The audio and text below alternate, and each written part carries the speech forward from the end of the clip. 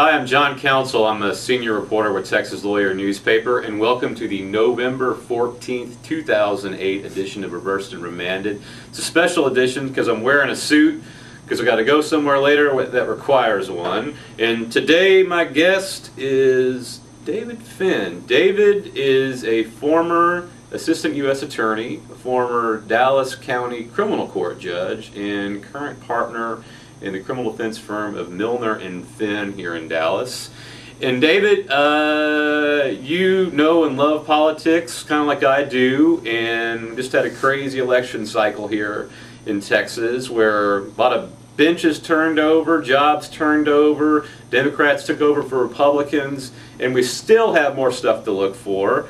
With the new administration in the White House, we're going to have 4 new U.S. attorneys that will be coming on the job in 2009, and it'll probably take a while for that to happen. But I want to talk to you a little bit about what we should look for and what type of person will probably be taking these jobs, in which will take place. The names are already starting to float out there, but who should we? What type of person should we look for taking these spots? Probably somebody that has had previous federal experience as a federal prosecutor, civil or criminal, but generally speaking, it's somebody with a criminal background. And there are several people that fit the bill. You know, Mike Snipes, Terry Moore. This is in the Northern District of Texas. What you're most familiar with. Right, Sarah Saldana. She's in the U.S. Attorney's office. And Terry Moore obviously has got a lot of experience as well. So persistent under Craig Watkins in Dallas. Somebody with some managerial experience, somebody who's perhaps managed an office or a team of attorneys, and also somebody who's connected to people in the area like Paul Coggins, Ron Kirk, Senator Royce West. It's a political job, but they're looking for somebody, I think, who's got some federal experience. So experience and politics counts in trying to get this job. Correct. Okay, now the process is going to be different now. We have our 2 senators generally are the folks that nominate or pick the candidates out if the White House and our senators are the same party. Now that's different. And the senators still have the power to defeat or to use their senatorial privilege to defeat a nominee. So the process shifts. The way I understand it is the senior congressional member of the district has a lot of say in who the candidate becomes. Mm-hmm. Now, in that process, do you think politics matters even more as to who gets selected? I think so, because if you've got Senator Cornyn and Senator Hutchinson and a Republican president, then they've had this committee that would screen and vet and then send the top 2 or 3 proposed candidates to basically the White House to get the seal of approval. Right. Here it's almost backwards.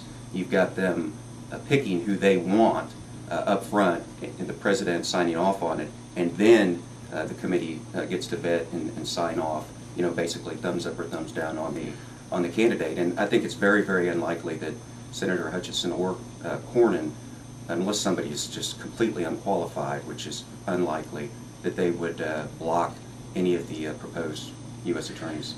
Let's say they're experienced enough. What's going to kill a nominee? What's going to get the senators' antennas up as to who they don't want? I mean, can you, like for example, I'm just throwing this out there. What if you've had experience as a plaintiff lawyer? Is that going to give you trouble getting through the process? I wouldn't think so. I think they'd be looking for ethical concerns. You know, well, not that bankruptcy would be ethical, but bankruptcy issue, somebody who's had tax problems, somebody who can't manage their affairs and has a tax lien, somebody who's employed someone who they shouldn't have employed, things like that. But generally, that's going to be screened and vetted well before the president is presented with a proposed... And we've seen that with judicial nominees. If they've had tax troubles, you generally have trouble getting through. Yeah. Yeah. All right, now it's time to put David in what I like to call the witness stand. I'm going to ask him some completely offensive questions and see what he has to say. All right, David, first question. Does Notre Dame still have a football team, and if so, why? We've got a very good JV team. And, Rudy has been brought out of retirement, and Rudy is prowling the sidelines, and we have a big game this weekend against the Sisters of Perpetual Martyrdom. And I'm optimistic yes. this weekend. Okay.